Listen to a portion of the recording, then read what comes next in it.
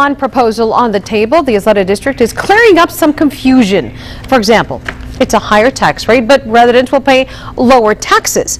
And although it's a smaller bond, individual projects come with a bigger price tag. ABC 7's Ashley Rodriguez explains. The price of the bond went down from $451 million to $430.5 million. But the price of Eastwood High went up from $75 million to $93 million. It's because an advisory bond committee decided the May plan just wasn't big enough. This new plan calls for only rebuilding parts of the school, but these parts will make the campus larger, including a 3-story classroom wing.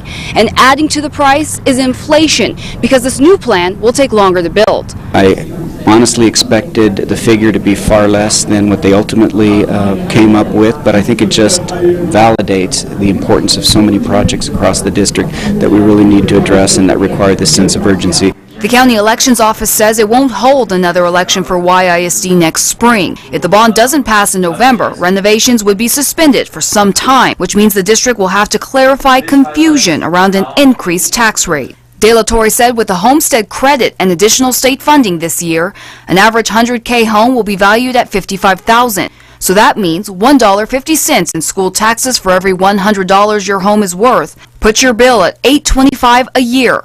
That's less than the $884 the average homeowner is paying now. I've been part of a school district where we've passed a bond and we were able to provide students in the neighboring school district with amazing facilities.